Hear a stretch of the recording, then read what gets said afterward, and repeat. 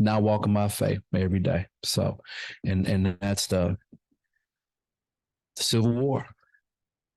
That's where we at. So, all right, well, okay, we loaded. So zooming. Okay. All right. All right. Well, Shabbat Shalom to you all, and Shabbat Shalom to those that are on the other side of the camera. We thankful to be here today, blessed to be here today. Beautiful day. I like this time of year. You know, and kind of it's not too hot, not too it's right, it's just right in the middle. It's perfect. But thankful for the Most High, breath of my body, and we here today. So I'm just thankful for all of the 12 tribes of Israel scattered abroad. Peace and shalom to you. As we always say, and to our brethren on the other side, we got a lot of family members and friends and stuff on the Christian side of the matter. You know, as the books say, let us come and reason together. You know, the one that you've given your allegiance to, Jesus to Christ, Yeshua, the Messiah, you know, we got to be able to see him in the entire word, so we can rightly follow him. You know, it's hard to follow somebody with one eye open. You just can't, you got to have both eyes. God gave us two eyes so we can see with both eyes. You know, it's hard to follow with one eye closed. So peace and shalom to them. And last but not least, the people that are just wandering, the vagabonds of the earth. You know, there is a place for you to go. There is a God who is looking for you, who's been looking after you. You know, sometimes it's the people that's living the hardest. You know, they've had some close encounters, some real experiences, and none of that stuff is happenstance. And you know, the Elohim, God, is there for you, but you got to be, at some point, you got to, as we always say, you got to be tired of being tired. And I know some folks out there that is tired. They are tired. And they are looking for a change, looking for something better. So we will extend the open door policy to you. Come as you are. And I know this, that Yah will change. He will change it. He changes all of us. So, but he changes for the better, right? He changes for the better. And the world has a problem with when we change. When we strive to do better. We try to walk according to the Torah and the commandments of God and follow Messiah and be like our teacher, be like our Redeemer, our Savior. People got a problem with it. Be surprised folks get mad at you when you keep Shabbat or you, you know, don't want unclean food. People be mad at you for doing the right thing. Got to always want to do the right thing. DTRT. You tell our players that. Do the right thing. Got to always will and do the right thing. But anyway, so we're going to get started. All right, Civil War, part 3. And the third part, final part, are succeeding from Yetzer Harah. Are succeeding from Yetzer Harah. And if you just were joining Yetzer Harah, yes, it is Hebrew. It means evil inclination. So part 3 of in this Teshuvah process, our inner battle, our own civil war with ourselves, are succeeding from the Yetzer Harah. And I don't have power back there.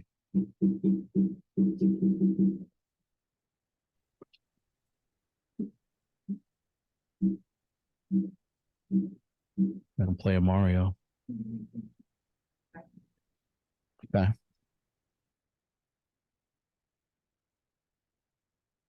All right, so we got 1 week left.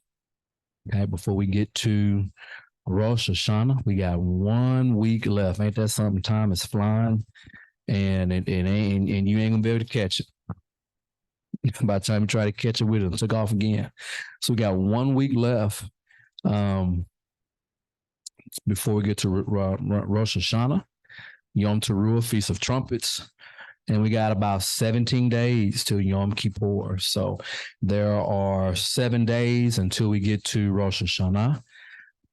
So the doors and the windows of repentance and teshuvah are still open. And then we get to Rosh Hashanah, and then we are getting from there to Yom Kippur. And so we technically have 17 days of breaking that alabaster box we talked about on Wednesday night. The hard box, breaking it and pouring it out. So there is still time. But sometimes we live and act like we got tomorrow, don't we? And we're supposed to worry about right now. Work while it's still the day. For tomorrow ye know not. All right, so quickly we'll recap part one. We introduced always this time of year talking about shuv, teshuvah, which is Hebrew for repent, or is to turn around. And we're turning around. We are recognizing in some shape, form, or fashion, we have walked away from God. We have walked away from responsibility. We walked away from righteousness. We walked away from justice.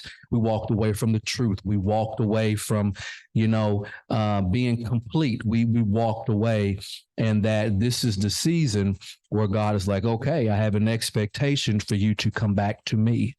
Right? We're all that prodigal son that would say, man, wait a minute. It was better at my father's house. Let me go back that way, because the world really isn't for me.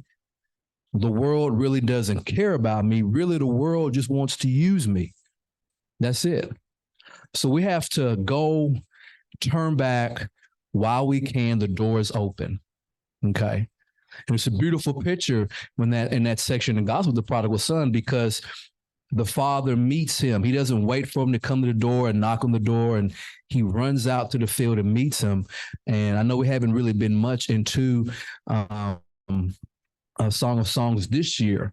We did look at a little bit, but the point is that the king is down in the field. He's left his palace. He's down there looking at the lilies. And we're those lilies, right? And he's come down from his palace, and he is in the field. Okay, and we've submitted ourselves. We've humbled ourselves, and because we did that, he said, hey, I'll lower myself to come to you. All right, we've talked about this. Consider your ways, and Haggai 1:5 and 1:7, where we looked at the Simu le'lavechem. Consider your ways. And then the rest of that verse is al derechem. But the lavavechem, we've been talking about considering your ways, or the consideration. These things are reference to your heart. And we've talked about this about our heart, about these two, about the two vavs representing our two hearts, because we have the good us and the bad us. Okay, and God knows this. Now, Deuteronomy 6:4, hear, Israel, the Lord our God, the Lord is one. Thou shalt love the Lord thy God with all thy heart and with all thy soul and with all thy might. And we really looked at it when we got into this portion of the V'ahavta, B'chol levavcha, Uvchol nefeshcha, and then Uvchol meldeka, and that the only one that is doubled is the lavevcha. And it's talking about when it comes to heart and with our nefesh, our soul, and our meod, our might, or some translation resources, that this is doubled because it's referencing to our heart, and that our good inclination must eclipse the bad inclination, i.e., both hearts must bow, both of them. And we read some things, and we just kind of went into the oral tradition and how they kind of just our evidence. Translation of your heart could be kol livcha, but the Shema contains the Hebrew phrase all your heart, with two letter bets. In the Torah, why does the Torah use levevcha instead of livka? And the answer is two letter bets, because both aspects of our hearts, both the godly, which is the righteous, the good inclination, the animal soul, that represents the bad inclination, the animalistic nature, the rage, the lust, the violence, the just, oh, I'm so mad, I can run through a brick wall. the animalistic nature that we all have that we're supposed to tame. And we talked about that. We talked about the preparation. I remember the preparation, the word for preparation in Hebrew. Anybody remember that? Like I'm doing like bell work, no notes, no book. What's in your head? The word is kavanah. Kavanah, kaf, vav, noon, and hay. That's preparation. So we talked about with the preparation, well, intentional was kavanah, but with the preparation, it shows we're recognizing a higher purpose, indicator that you have an expectation in regards to God. Not all of our expectations should be wrapped up into a material world, but to be connected with the Creator, to fill the void, the Holam Hazeh, this world, leads within us year after year. So every year after year, we kind of have these voids that the world cannot fulfill.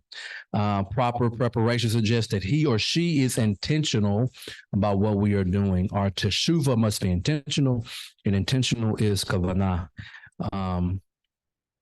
And kavanah, there it is. Kavanah and intention.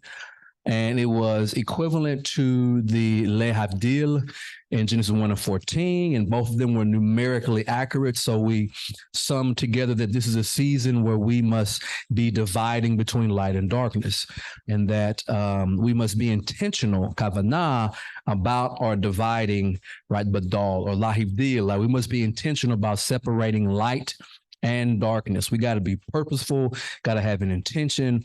We have to do the quote unquote soul searching to divide. Okay. And we found this pretty cool quote. The battles that count are the ones for gold medals, the struggle within yourself, the invisible battle. Okay. The invisible battle that nobody sees. It's just you and you. Inside of all of us, that's where it's really at. That's where it's. What are we made of? You know. And there are some moments we can look back and we can say, "Man, I had victory." Let me take that back. God gave me victory that day. God gave me victory that day. And then some moments we can look back and we can say, "The Lord was not with me that day. He was not with me because I didn't want him with me." Just call a spade. When we go to the evil inclination, it's because I shut off my communication with God. He was calling and he was reaching. I didn't answer the phone. I did that thing where I just pushed the button on my phone and it go to voicemail. All right, quickly, last week we talked about dipsykos, right? And we talked about being double-minded, right? And we realized with this double-minded that it's like having two minds, right? Dipsykos, having two minds, being double-minded. And we really got it. We found some interesting things. We kind of went into the El Lavo, and El Lavo mean in his heart. And we said, hey, is there a difference between saying, in his heart or he spoke to his heart? And then come to find out it's like a major difference biblically, huge difference. And we looked at Bereshit Rabbah, that the wicked are under control of their heart. The fool has said in his heart, and Esau said in his heart, and Jeroboam said in his heart. Notice these are all knuckleheads. These is your all wicked first team, okay? Right? All wicked first team, all right? And Jeroboam said in his heart. Now Haman said in his heart. But the righteous have their hearts under their control, since it is written, right? Whatsoever thing is written aforetime is written for our what? Learning, to the comfort and the patience of these scriptures that we have what? Hope. So what has been written? It says what has been written. What has been written that it said, and Hannah spoke to her heart. David said to his heart. Daniel put to his heart. And the Lord said to his heart. So there was a major difference between in the heart saying something and then speaking to the heart. So we looked at last week about how we should there should be, we are trying to control or tame the evil inclinations, the not so good us by the power of the what? Tongue. We are to subdue it. We are to contain it by the words that we say. And we went into some more in the Bereshit Rabbah. And it says here in the middle, because the inclination of man's heart is Yetzer Lev, his heart is evil from his youth. Okay. And we looked at, for he knows our inclinations. It is remembered that we are dust, Psalms 103 and 14. We looked at Esther Rabbah 10, and it's just reiterating and looking at Haman and looking at Hannah and how the wicked have said in their heart, but the righteous speak to their hearts. Okay. So that was last week. And we looked at something very interesting, and we went to that in Psalms 103 and 14, and it says, he knoweth our frame. When you say that, you think of body and muscles and skeletons, and he remembers that we are dust. But in the text, it just says, Kihu Yeda Yetzerenu, and that Yetzerenu, that's our Yetzer. Okay. Nu is just plural. Okay. Nu, Yetzerenu, our frame. But he's not talking about our skeletons or our bones. That literally means our inclinations. So what it really means in Psalm 103 is that God knows our what? Inclinations. And when it's that, it just doesn't mean one inclination. He knows what? Both of them, all of them. So there's really no getting around that with God. Okay. And an inclination, these are our tendencies, the urges, the thing that you do, right? A certain button is pushed, you react this way. Somebody do this, you react that way. Somebody says something, somebody looks at whatever it is, you are inclined, you are repetitive in your nature. Okay. And we looked at Genesis 6 about every imagination of the thought of his heart. And when we look inside the text, what we realize that is the V'chal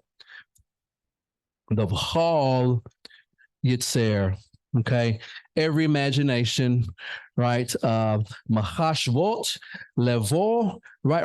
Ra, right? It's always evil, right? The heart is always evil. That's not a good thing. But God is saying that about men.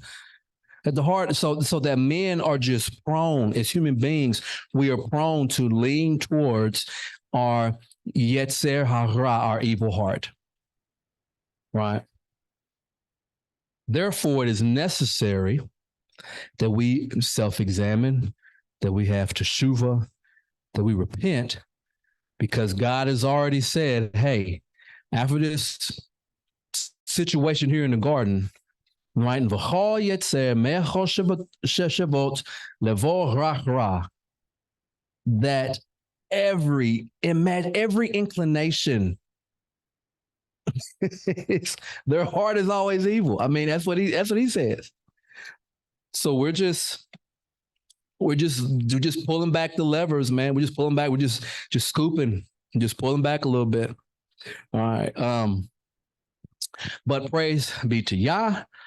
So Isaiah 26:3, the mind stayed on thee, the mind. But when we look at what does mind mean, mind is Yetzer. So can we practice good habits? The good inclinations about us. The Yetzer Semuk Tizor Shalom Shalom. Perfect peace, or complete peace, complete shalom. So the Yetzer, the inclinations, right, that stayed on him, right? So it shows, the Bible's telling us, the prophet is telling us that those who can, overcome the bad inclination, overcome that other side, your dark side, your, don't get me crazy side, that can overrun that, that's pleasing to God. When you can control the the bad impulses. That means your mind, your inclinations are focused on him. Okay. Oh, you make it sound like we gotta have a Yom Kippur mind every day. We could. We could. Because on Yom Kippur, you know what your mind on? The 40th day, you hoping. Man, I get a good report. Man, my name in the book of life. Man, can I get one more crack at it? Your mind. There are no bad inclinations going on. You're not sitting here picking fights with people. I promise you that on Yom Kippur. It's not the day to be petty. Right? All right. So now we're here today. What does succeed mean? When you hear that, if you don't know, what do you think that means? It's an open question. Excuse me? Separate. Ding, ding, ding. You're correct. To separate. To separate. So that's the second question. If you don't know, what does it sound like? So, but we had somebody that didn't know. Very good. All right. That's what it means to separate. And we talked about 2 weeks ago, Badal, right? God in his wisdom separated the light from the what? Darkness. Let's turn to Leviticus 10 and 10 by Harah. Leviticus 10 and 10. Hallelujah, whenever you get there.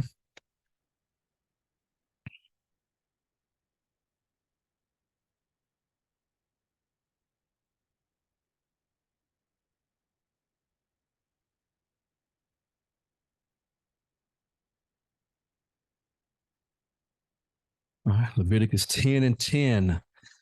And it reads, and that you may put difference between holy and unholy, and between unclean and clean. Why? And that you may teach the children of Israel all the statutes which the Lord has spoken unto them by the hand of Moshe. So Badal, being able to divide and being able to separate the way God in his wisdom separated light from darkness is the same way a priest would separate clean from unclean. And it's the same way we today should be able to separate between right and wrong. And you separate between right and wrong because that is an example, i.e., you are what? Teaching. Every day, everywhere you go. So the idea of separating Badal is teaching. So you have to go and you have to do that we talked about years ago, self-inventory, and you got to separate light and darkness. Okay, let's stay in Leviticus. Let's look at 11 and 47. Stay in Leviticus 11 and 47, see what the words say. And it says, to make a difference, Badal, between the unclean and the clean, and between the beast that they may be eaten and the beast that may not be eaten, that what you should do and then what you should not do. So we have to be able to separate. But if I'm all mixed up, mingling my seeds and stuff together, mingling up my everything together, well, then there is no what? Division. Okay. Stay in Leviticus 20th chapter. Leviticus 20 will be in verse 25. 20 and 25. Hallelujah, when you get there.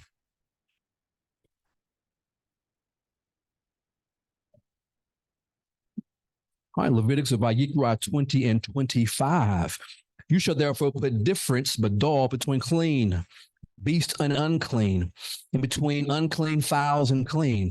And you shall not make your souls abominable by beast or by fowl or by any manner of living thing that creepeth upon the ground, which I have separated from you as unclean, and ye shall be chodesh, holy unto me, for I, the Lord, am holy, and have severed you from other people that you should be mine.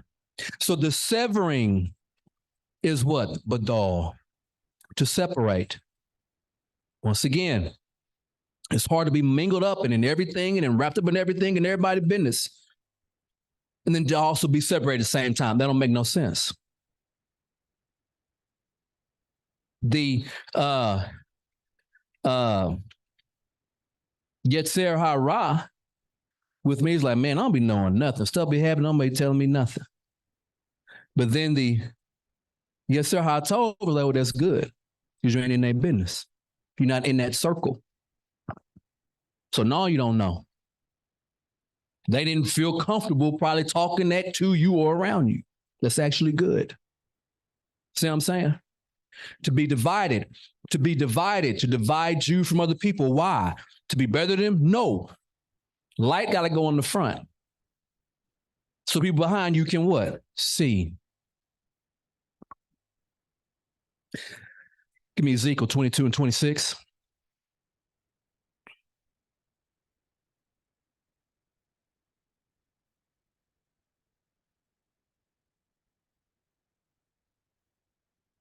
Ezekiel 22 and 26.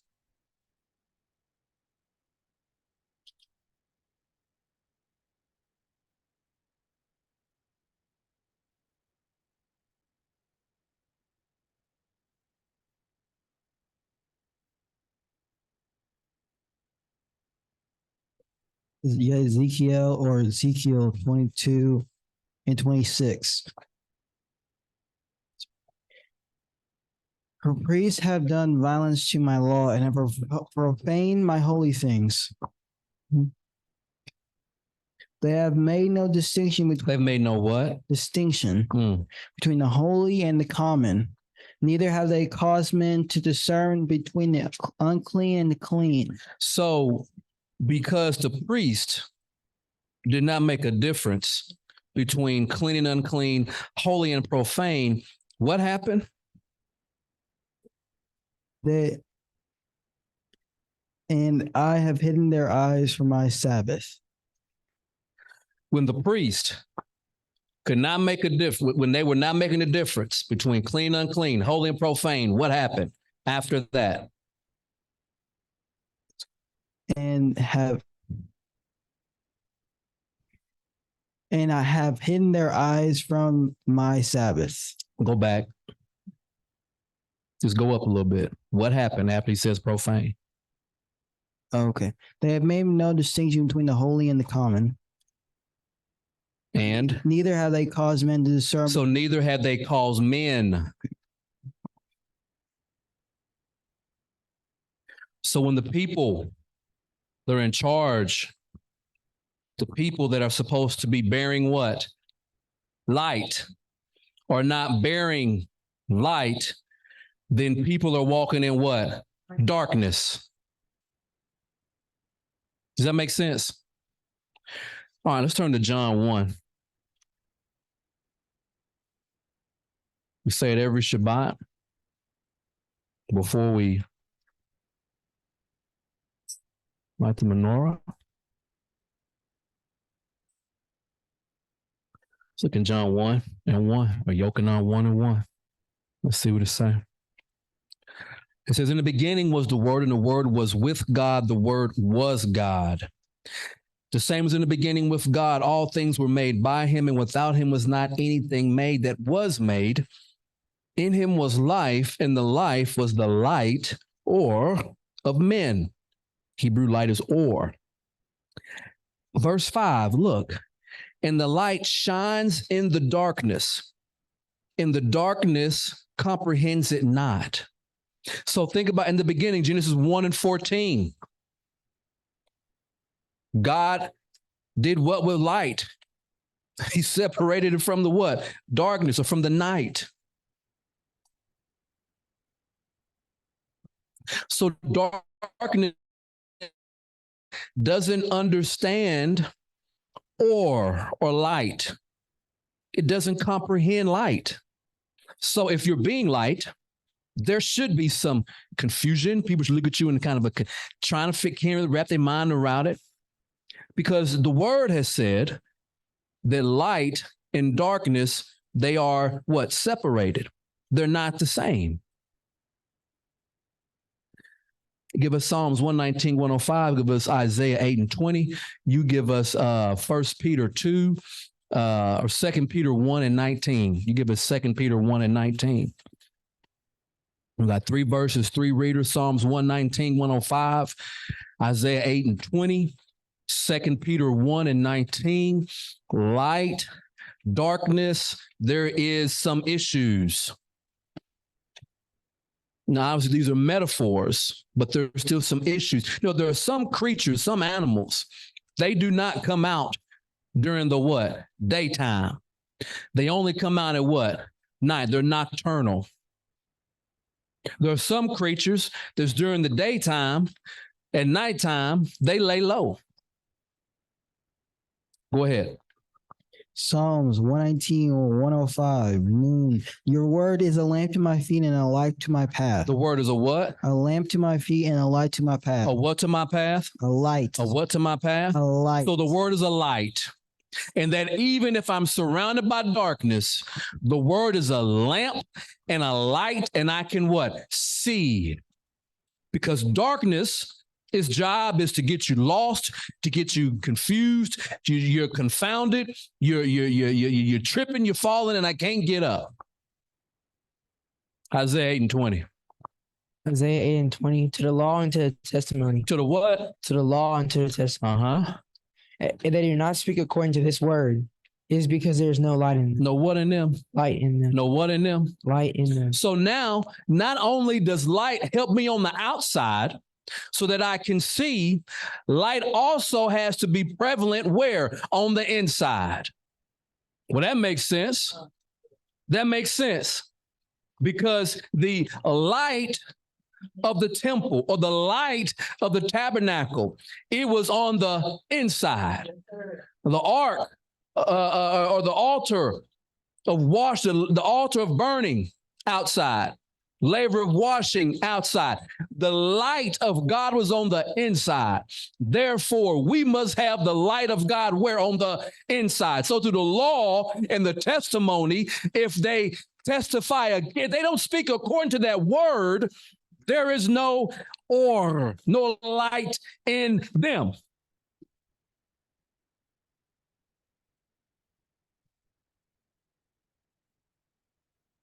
Next reader.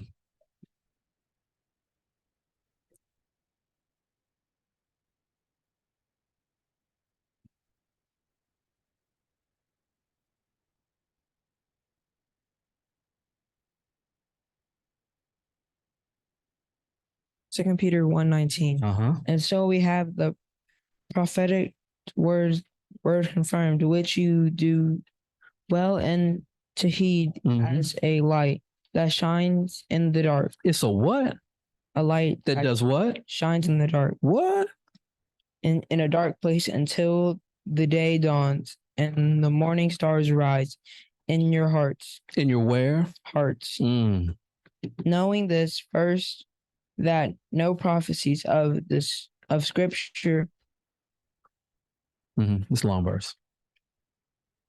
Scriptures of any private interpretation. So this light must be on the inside. And if I'm not hearing the word, listening to the word, reading the word, paying attention to the word, then the word isn't in me. And if the word isn't in me, it's hard to say that I have what? Light. And I have to have light because we were in John. And it said, verse 4, in him was the life, and the life was the light of men. So if I don't have the light of him in me, now the next question is, do I have life? In him was life, and the life was the light of men.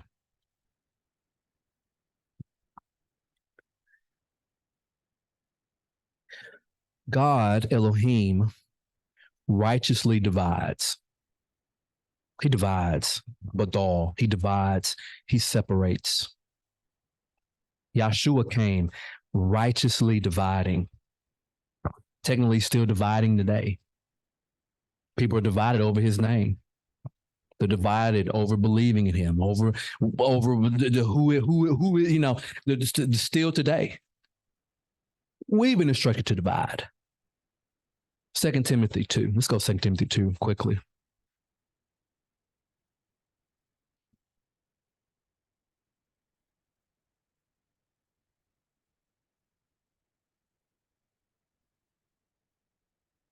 Second Timothy 2.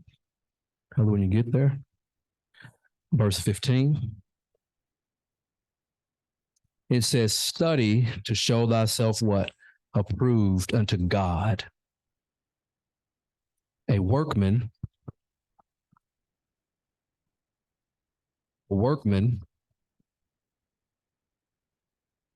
that needeth not to be ashamed, rightly dividing the word of truth. So we are trying to show ourselves approved unto Elohim, and that we are workmen and workwomen, and because we are, we must divide the word of truth. And the word is the Torah. That is the word. Okay, this is when God spoke. Hebrews 4 and 12. A few books over, Hebrews 4 and 12.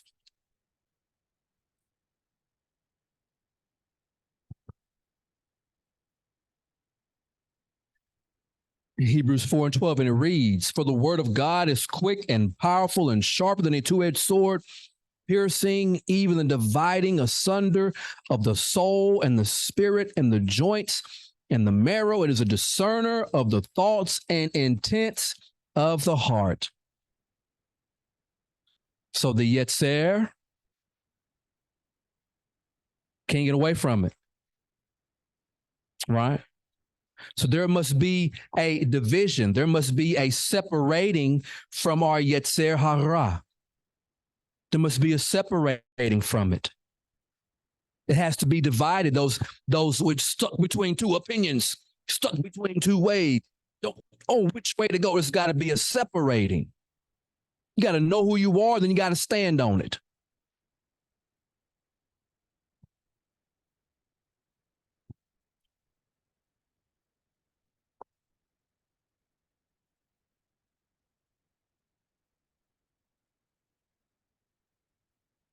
So succeed, that definition technically is to withdraw from an organization, a community, a political party, a religious situation, a federation, right? A succeder is the noun. Okay. All right. Here's a great example here.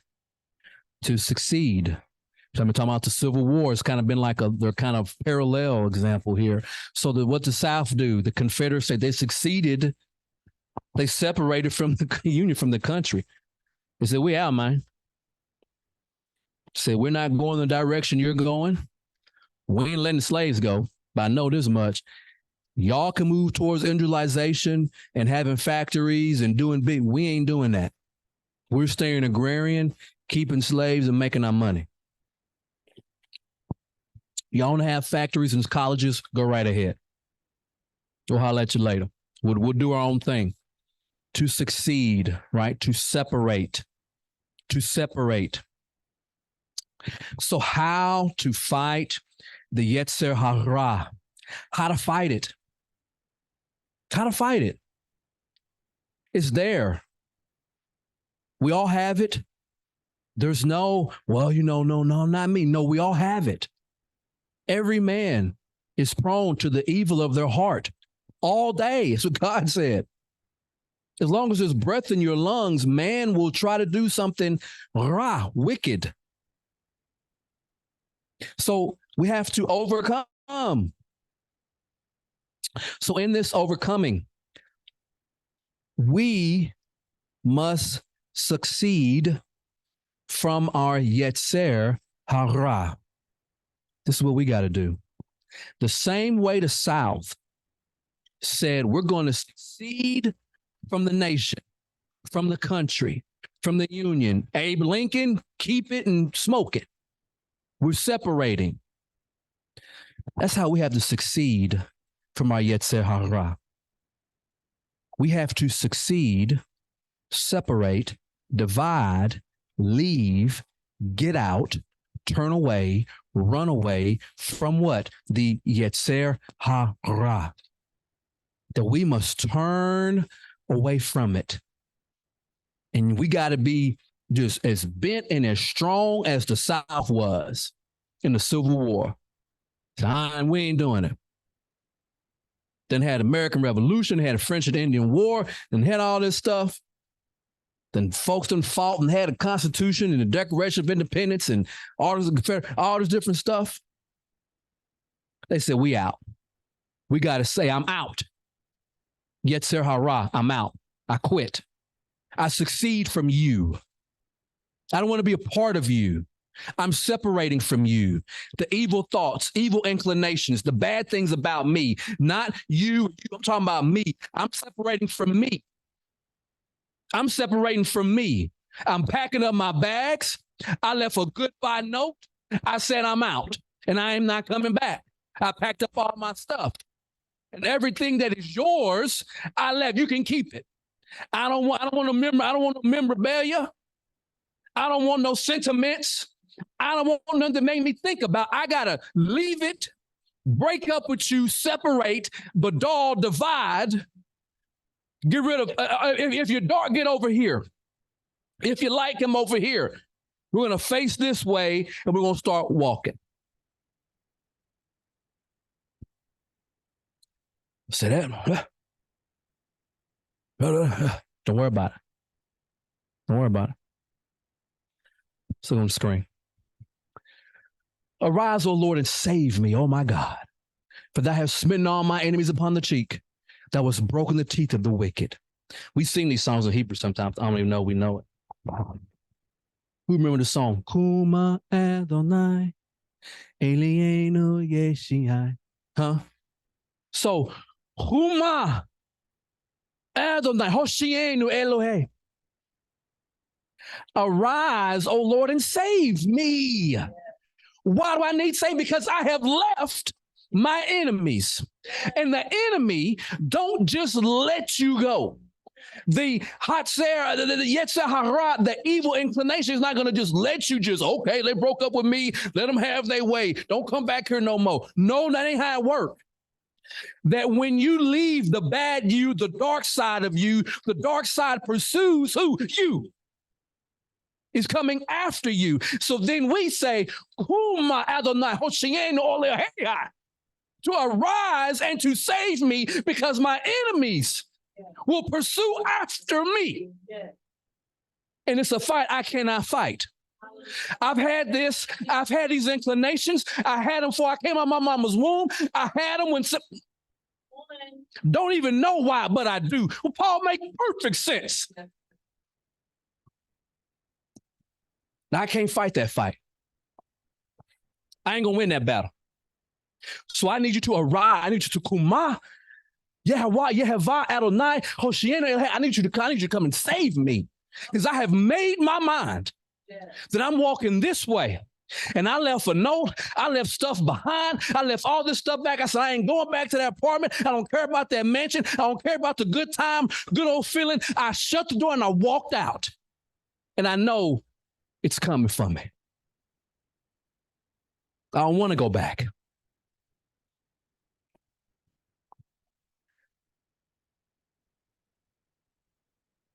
Psalm 7:7. If you're in a regular Bible, it'll be a verse. It'll be 7 and 6.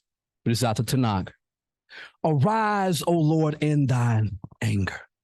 Lift up thyself in indignation against my adversaries. Yea, awake for me at the judgment which thou hast commanded. Right? At the mishpat. I want to be judged by the righteous judge. Huh? I want the righteous judge come, right? The zevueta. I want his command. I want his judgments because I know he's good, he's just, he's fair, he's true. And that he already knows I got this crazy, wacky split side. And he's saying, if you just turn away and just come to me.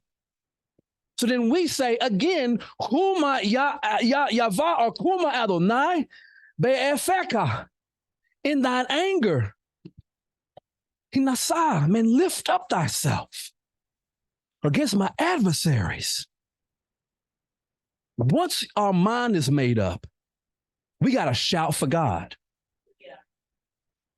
We're about to go into next Shabbat, Rosh Hashanah. We've got to shout.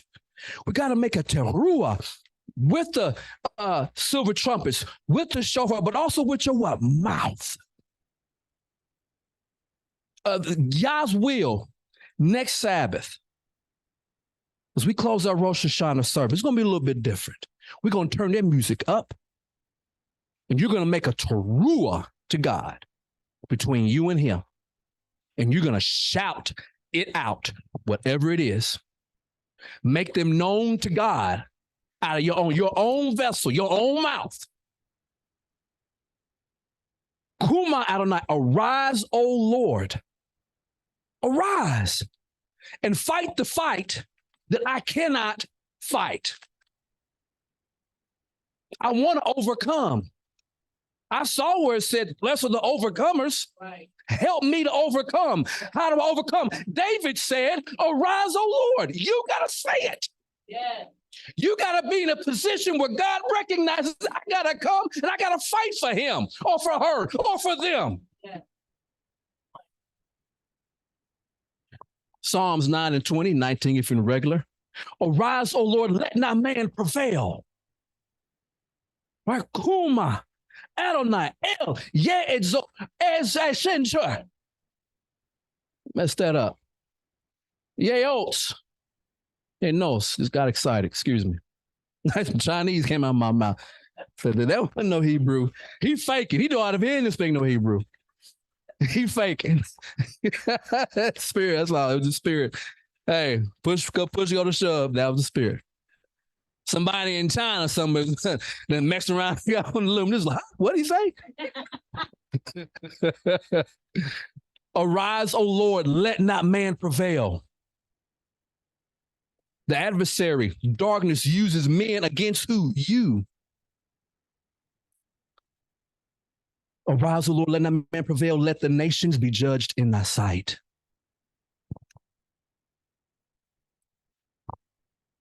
Psalms 10 and 12. Arise, O Lord, O God, right? Kuma Adonai, El Nisai Yadeka. Lift up thy hand. Forget not the who? Humble. See, he can't remember you if you never were what? Humble. Like you never lowered yourself. You never put yourself in a position to be deemed as humble, to be deemed as lowly, to be deemed as to be redeemable.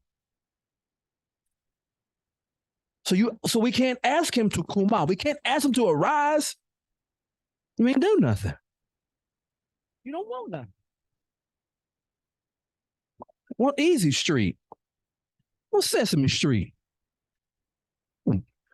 Big Bird life. Bird and Ernie life. The evil incarnation, Oscar the Grouch, popping out the can life. I hate life. We'll start calling the evil inclination Oscar the Grouch. I hate life.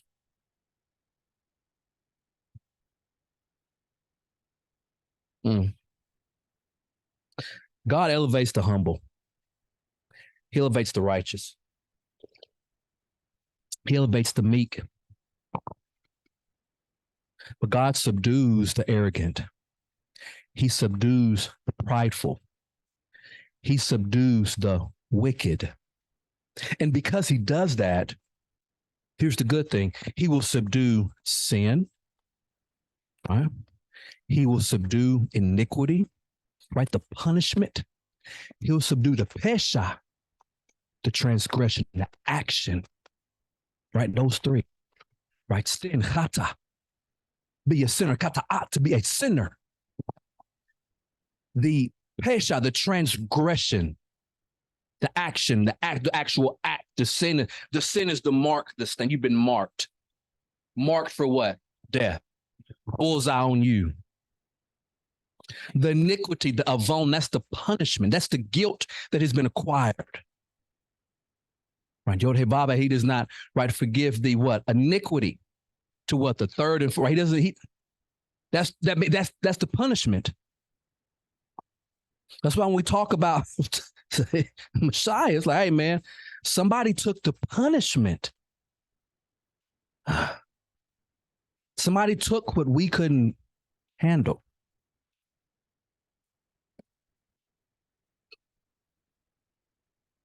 Psalms, let's turn to Psalms 5. Psalms 5th chapter and 2nd verse. Hallelujah, let me get there. Phone don't count. I went Psalms 5th chapter, 2nd verse. Great verses. We're getting ready for Yom Teruah, because we are acknowledging, see, because when you acknowledge God is the king, you are acknowledging God's government, God's reign, the civil matters of Torah, order, the civilness, the civility of God, order. I love what Ms. Beth said in Torah today about the waters. They know not to cross a certain point. The Mississippi ain't going to mix with the Gulf, and then the Caspian Sea ain't going to mix up with the Black Sea. Not going to mix it with the Mediterranean Sea. Now stops at a certain point. Why? Because the king said so. Hallelujah. Everything is in order except man. And God is so good, he's giving man time. I'm giving y'all time, man. Talking at West Tennessee, Memphis. I'm giving y'all time, man, to get it together. I'm giving you generation after generation, a century after a century, millennia. I'm giving you time. You ain't got to do all that. If the water could talk, folks be driving. They run off the road. The Mississippi River would just jump up and just say, hey, you got to follow God's law. Boom. Ran off the road. Mississippi is like, hey, y'all killing us. We're going to drought.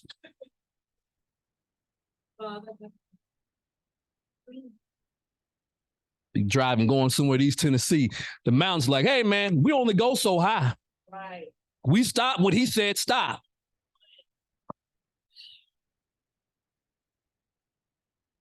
And I caught you some salmon, some kind of fish or something. You done caught it. The fish eyes, and they be flapping. They stop, you look at you. I go up the stream because he told me to.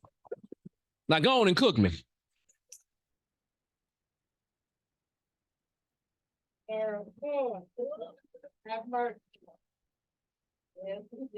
I tell y'all Psalms 5, verse 2. Hearken to the voice of my cry. So we got to make that teruah next Shabbat. Hearken to the voice of my cry, my King and my God. So to thee will I pray. My voice shalt thou hear in the morning. O Lord, in the morning will I direct my prayer unto thee, and I will look up. For thou art not a God that hath pleasure in wickedness, neither shall evil dwell. This right here, where we're going to dig in this now. Neither will evil dwell with thee. The foolish shall not stand in thy sight or thy presence. I think it was talked about this morning. I ain't saying nothing. Thou hatest all workers of iniquity. So you have built up all this punishment. You got all this, this tab, this debt, but you're going to come and stand in front of God.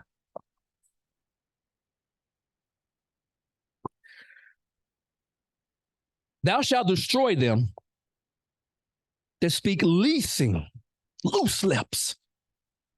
The Lord will abhor the bloody and deceitful man. But as for me, I will come into thy house in the multitude of thy mercy. See, when we're repentant, that mercy sounds a little bit more different. But if I believe in greasy grace, mercy is just a credit card that I ain't got to pay off. My daddy pay it for me. There's a big difference. There's a difference in when you have worked and earned something and when somebody gave you something. Am I right? Kids, they get in their parents' car, they stole stuff everywhere, chips and cookies and stuff and crayons and all kinds of stuff everywhere. But when they get their own car with their own money, folks will be driving and say, hey, leave that trash in here. Hey, get them shoes up out of here. Hey, is that you? Is that your Burger King paper?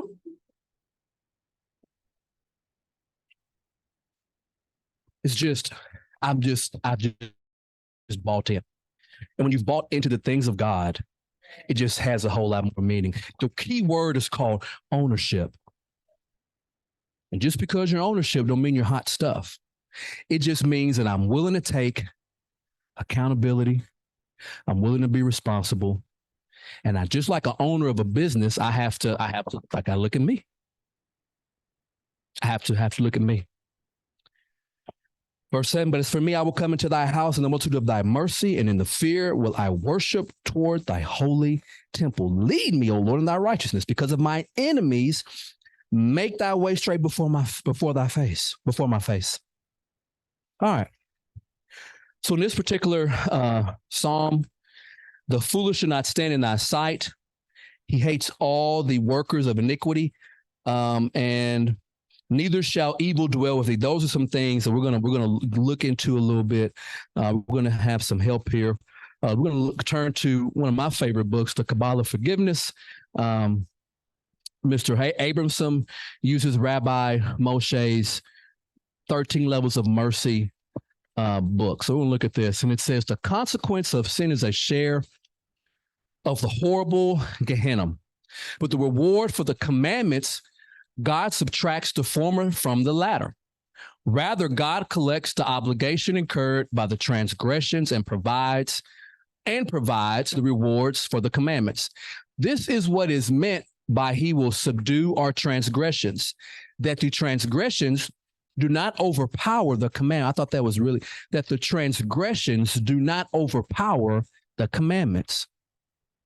God subdues the transgression so they do not rise up and enter God's presence. Now think about that. We're trying to get back to Elohim, Father. And the writer is saying that God subdues the transgression, that they don't rise up. So in that Psalm 5, he says that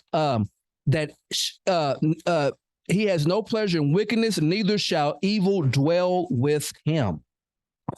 So he's going to subdue transgressions so that they don't rise up.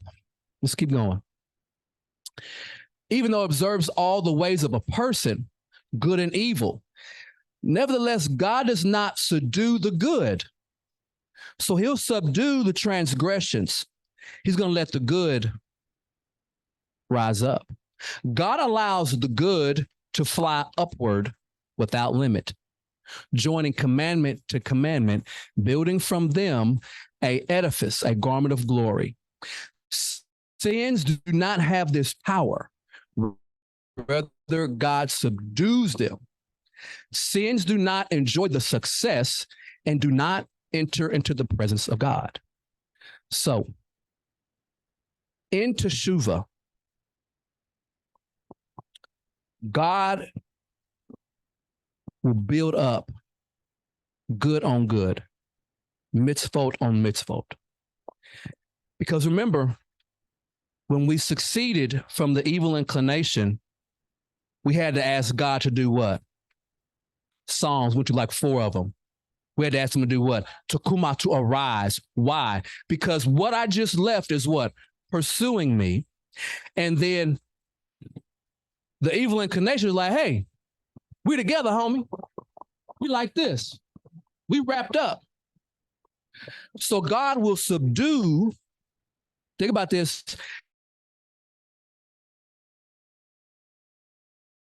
He'll subdue the transgressions because we're headed back to him.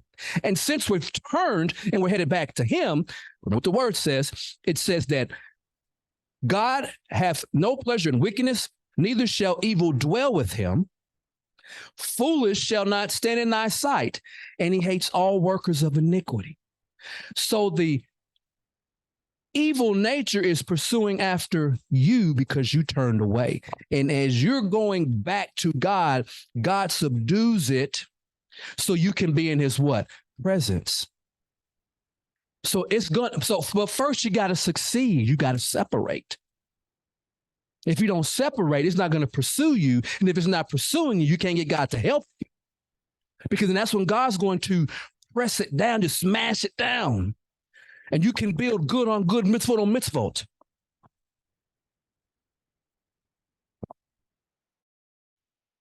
All right. Can you read? I got it. I think it should be in parentheses. It's the middle of 147, going to 148.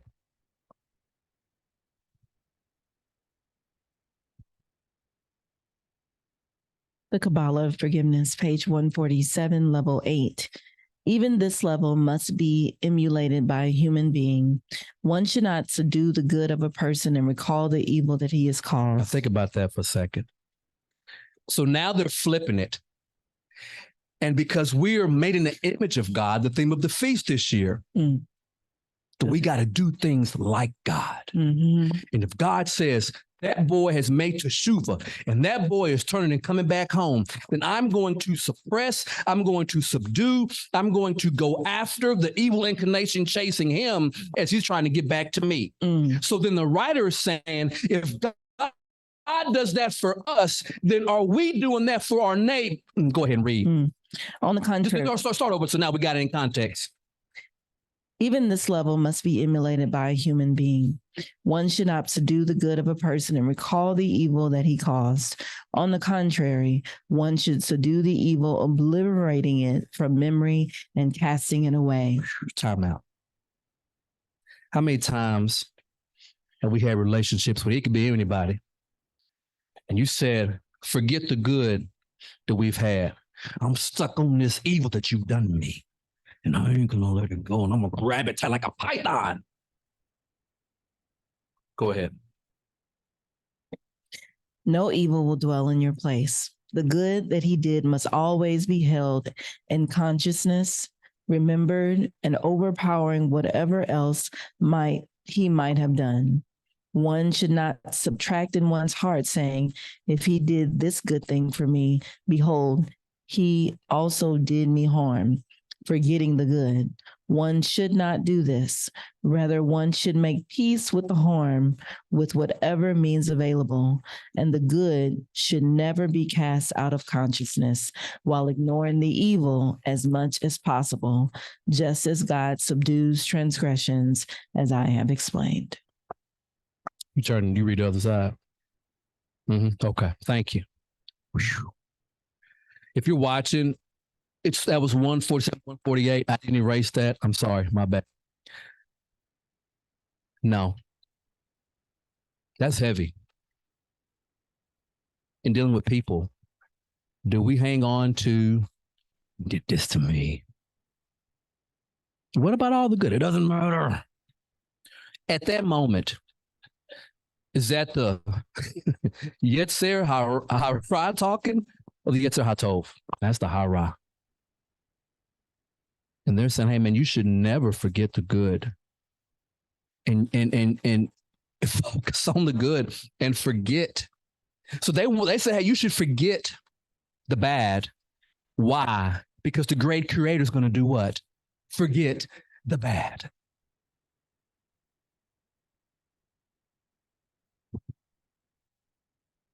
That being said, turn to Matthew 7:7.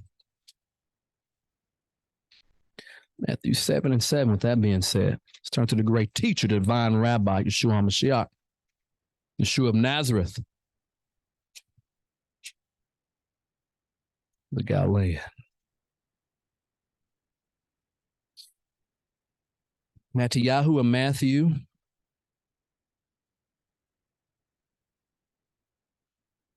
7 and what? 7 and 1, I'm sorry.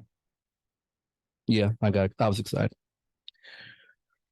Judge not that ye be not judged. For with what judgment ye judge, ye shall be judged. When people come over into this side, people become more right, and their nose is so far stuck up in the air, and they make these judgments and declarations up about people, and not realizing, verse 2, for with what judgment ye judge, ye shall be judged, and with what measure ye mete, it shall be measured to you again. So Teshuvah is our succeeding from our sin. Teshuvah is our succeeding from our Yetzer Harah. Teshuvah is us succeeding from our transgressions. Teshuvah is our succeeding from our iniquity. Okay, now, even though we're in the fall and we're talking about the fall festivals and it's the fall time, and the fall is considered the ending because it's the end of the harvest cycle. It's the end of the year.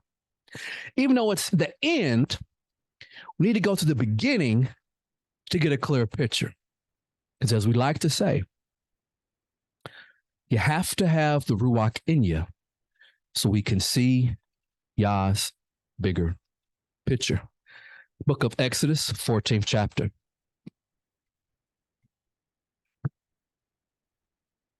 Exodus 14. Fair and square? Yep. Points for you. All right. We'll be in Exodus 14. We're just going to get right to the chase. 14 and 26. 14 and 26.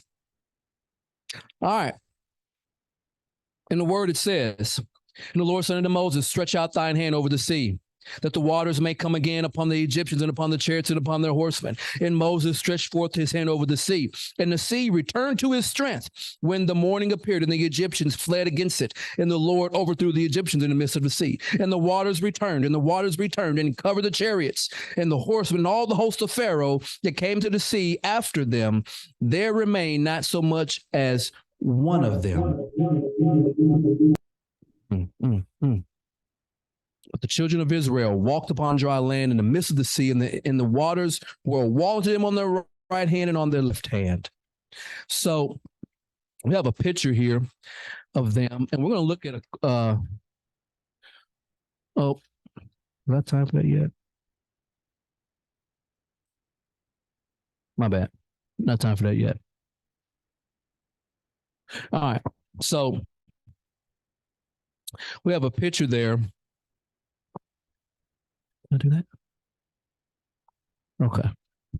So in this is just the commentary that the Midrash got Bereshit on that, and what it makes it is talking, and I looked at it and I had to highlight. And the Egyptians whom it was written, the waters returned and covered them. So shall all your, and that's Exodus 14 and 28. So shall all your enemies perish, O Lord, and that's Judges 5 and 31. And it just stuck out to me because as we are returning back, we have to realize as we return back, I'm not qualified to handle what's pursuing me. How do we know that? Well, the children of Israel were not what? Qualified to handle what was pursuing them. What was pursuing them? Pharaoh and the Egyptians. And Pharaoh and the Egyptians and Mitzrayim, over and over in Scripture, the Hebrew writers use things like slavery, bondage, house of bondage, pain, servitude, your taskmasters. So we realize that as we have succeeded from Egypt, or we have succeeded from our other half, our bad half, and when we are turning and we're going away from it, Pharaoh and the Egyptians are doing what? They're pursuing you. You understand that? That when you succeed from your Yetzer Harah, your evil, and when you turn away from it and you run from it, it's going to pursue after you. It becomes a hunter.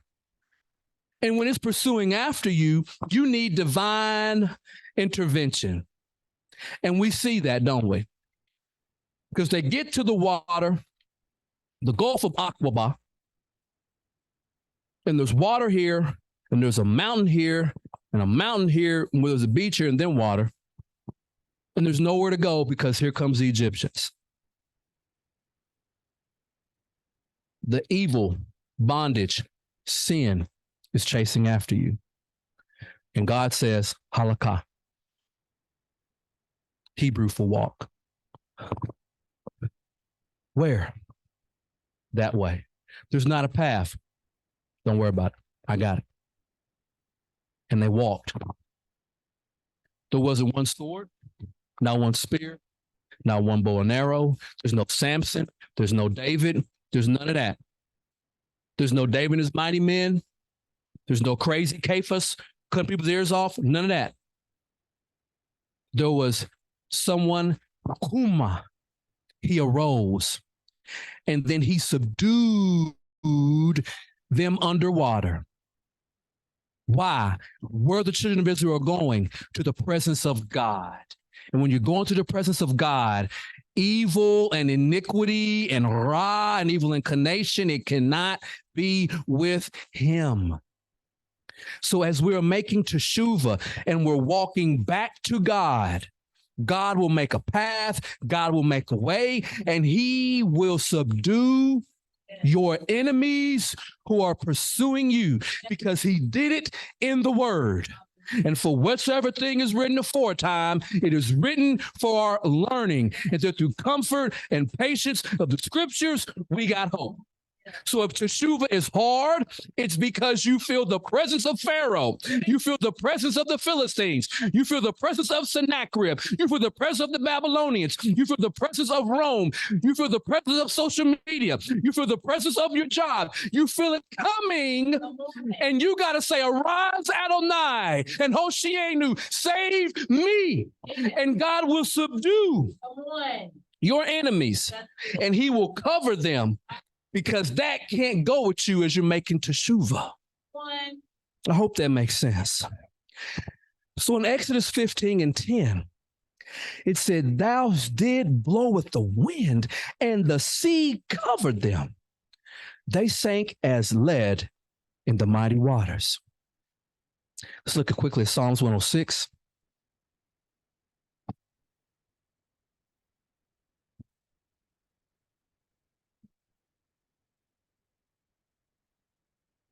Psalms 106:11. In Psalm 106:11, it says, and the waters covered their who? Enemies. And so we got to know that the darkness or evil inclination or whatever is going to pursue after you like a lion or a pharaoh. It's going to follow you wherever you go. And you got to trust and know that God is a mighty warrior, that God will save you. He will subdue the things that are following and chasing after you. It could be generational. You don't know. You just know that you succeeded from it, and you can't fight it. We're going to close in 1 Corinthians 15. Psalms 106:11. Psalms 106:11. We're going to close in 1 Corinthians 15. 15. No, I'm in the wrong spot. 52.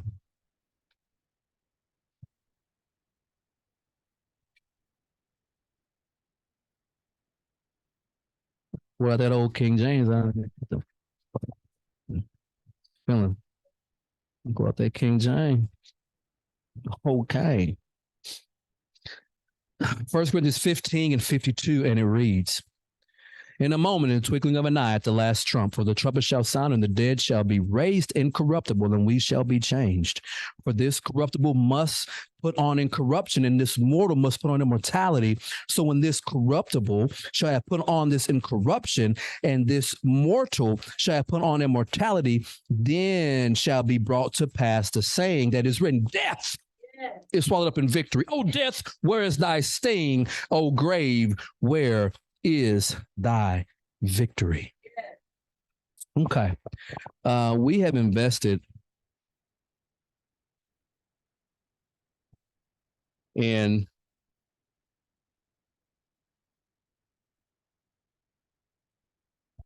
Strack and Bullerbeck. It's a 3-volume set. It is the commentary of the New Testament from the Talmud and the Midrash. And they reference everything, and I mean everything, so much 3 volumes, with its Midrash and Talmudic principles. So in 1 Corinthians, I'm just going to read this. I can't do all this. But in 1 Corinthians 15 and 52, when it says in that verse, be at the last trump, it pulls out, let me see here. And it also says to compare to Matthew 24 and 31 and see what Sanhedrin 92a, this Talmud, what it says about that. We're not going to worry about that. But the Midrash of Rabbi Akiva, and the question was asked, how will God revive the dead in the future world? God will make a trumpet, a great trumpet in his hand, 1,000 cubits long, according to the cubit of God, and he will blow into it, and its sound will go from one end of the world to the other. At the first trumpet blast, the whole earth will quake. At the second trumpet blast, the dust will separate from the earth surrounding it.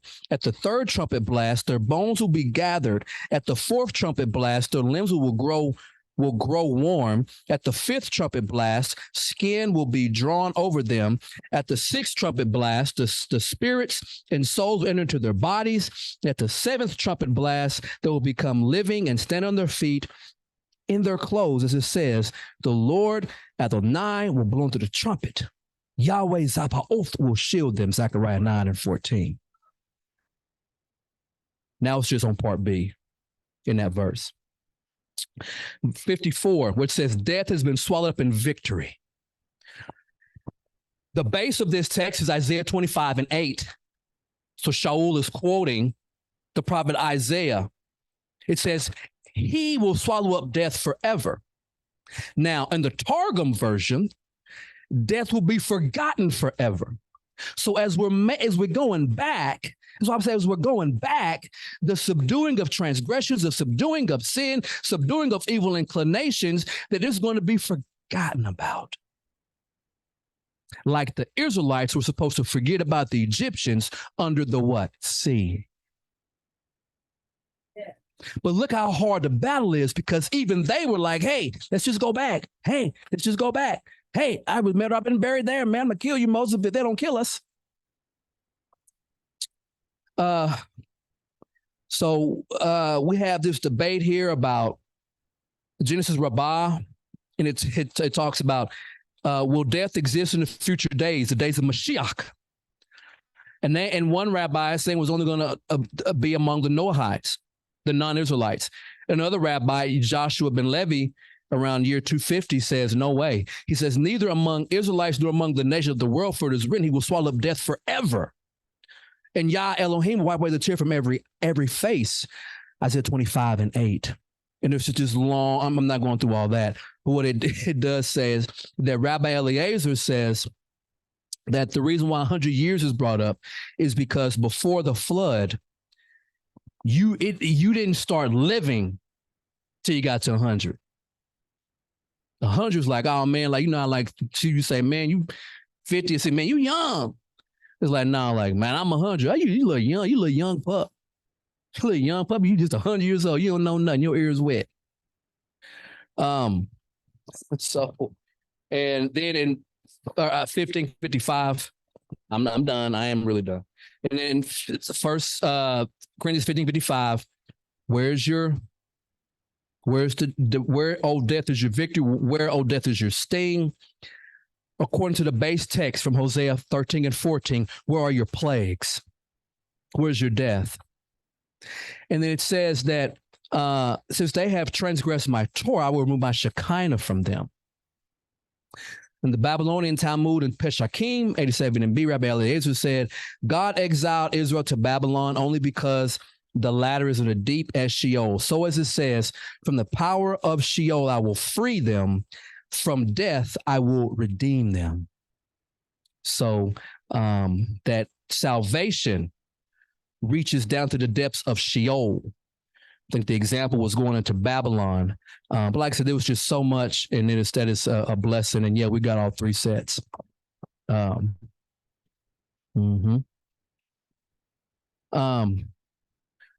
think I got one more quote. I got all out of whack. I'm sorry. Got one more, and then we'll be done. All right. Energy never dissipates of its own accord. Rather, is redirected and absorbed into something else. If a stone is dropped in the middle of a still lake, the ripples will extend to the shoreline, the amplitude gradually decreasing in size as the circle of the impact increases. Once they reach the sand, the energy represented by the ripples is transferred to the earth itself, shifting the pebbles of grain of sand until the force of the original stone is completely exhausted. The same phenomenon is true of human sin. Sin releases the force of judgment into the world, like a stone dropping into a lake, and the energy of the forces of judgment can only be redirected and reabsorbed elsewhere. It will not simply stop and return back to its source. So when it comes to sin, kata, we have to succeed from our Yetzer Harah, and we have to be willing to allow God to fight a fight that we can't fight. But we got to make the first steps in turning away and leaving our desires and evil inclinations. So with that being said, we're going to close. If you find this message enjoyable, share, like, subscribe to the channel. There are plenty of teachings on here on so many different topics as we continue to grow in our Hebrew way, Hebrew faith, and walk like the Yahudim of old. So with that being said, may you have a blessed week. Hopefully we'll catch you in Reelfoot Lake for our Yom Teruah and going to our fall holidays, holy days. And may you be blessed, and reach out to us if you got any questions. Shalom.